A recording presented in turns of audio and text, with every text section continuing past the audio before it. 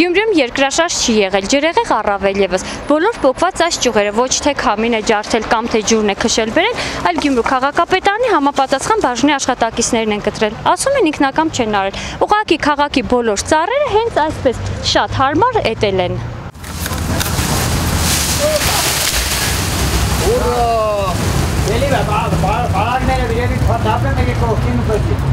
Բոլոր ծառերը նույն բարձրության, նույն հաստության Գյումրիում սանիտարական էտ է կատարվում։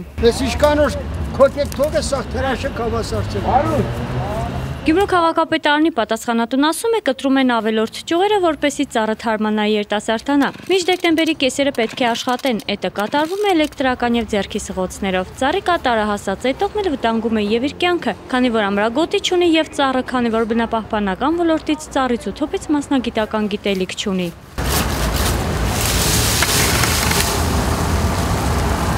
Այս իրավիճակն անթույլատրելի է համարում բնապահպանը Գևորգ Պետրոսյանն ասում է, էտի իրականացման տարբեր չափորոշիչներ կան, որոնցով սակայն չեն առաջնորդվում Գյումրիում։ Այսօր թիմը ինքը, այսպես ասած, չի էլ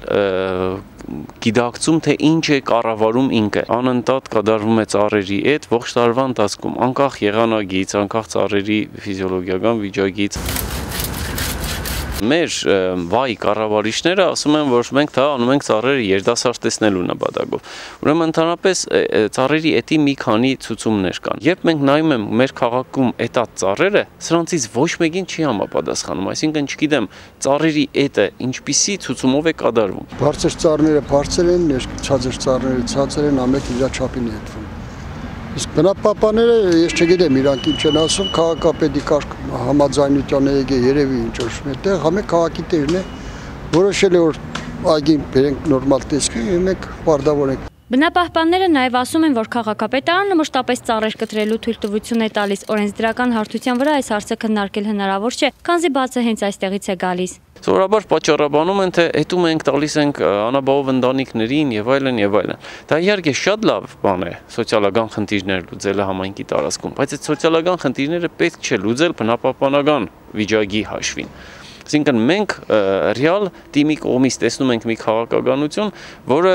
ոչ մի կերպ չի կարող կոչվել կայուն զարգացում։ Ճյուղերը քիչ տապակի շարժարի թողենի ու ջանստակնայից ծրտին կամ կաշխատիմ ծրտինը կեշտամ տունը դնստին հատկացնելը թող հատկացնի կարիկավոր ժողովուրդը դիակի ես առաջինն եմ տալի ու կսպասեմ։ Գյումրիում պարզվում է ծառերը էտվելուց բացի նաև ասֆալտապատվում են, Գարեգին Նժդե փողոցում է այն իրականացվում։ Բայց արդեն լցրել եք տաք ասֆալտը։ Տաք ասֆալտ չէ։ Ծառի բնի վրա որ տաք ասֆալտը լցրել եք։ Չէ, իշխանը չի անի։ Ինչ գիտեք, չի լինի։ Շատ փորձից ելնելով ասեմ որ չի անի։ Այսինքն շատ ծառերի վրա եք տաք։ Այսինքն շատ տեղեր են ասֆալտները, որ ասենք ծառը խանգարել է, կողքը լցրել ենք, բայց իշխանը չի անի։ Մինչ այս դժոխքում հայտնվելը ծառը ընկեր ուներ, հետո երբ հետևի պլանում գտնվող կառույցի շինաշխատանքներն ավարտվեցին, ըստ Գևորգ Պետրոսյանի ծառը խանգարեց։ Խնդիրը լուծվեց ավանդական եղանակով, եւ միայն ծառը չէր, որ խանգարեց։ Մի ծառ հատվեց քաղաքաշինական նպատակներով, նույնիսկ ամբողջական կանգառը տեղափոխվեց, հա, մոտ 90 տարի տեղ գոյություն ունեցող կանգառը տեղափոխվեց այդ շինության համար։ Այնտեղ ծառ արմատից կդրված չկա։ Եթե կդրել են մեկ բնապահպանների կամ պետական տեսչության հետ կապեր ունենք, մենք համաձայնություն ենք գալիս, որ այդ մենք թույլտվություն չեք տվել, ակտավորում եւ հանձնվում է արդեն տուգանային հանձնաժողով։ Բնապահպանն ասում է, հատկապես ձմռան շեմին անթույլատրելի է նման մեծածավալ աշխատանքներ իրականացնել, սա կլինի նախապայման, որ բոլորը սկսեն ծառեր կտրել նույն քաղաքապետարանի էտի նման։ Կառույցի պաշտոնյանն էլ նշում է, որ հիմա ծառերը քնած են եւ հենց էտելու ժամանակն է։ Ըստ Ազատ Խաչատրյանի, տաք ասֆալտն անգամ քնած ծառին վնասել չի կարող։ Արմենու Հիմինասյան, Արթուր Մարկարյան, Ազդարար։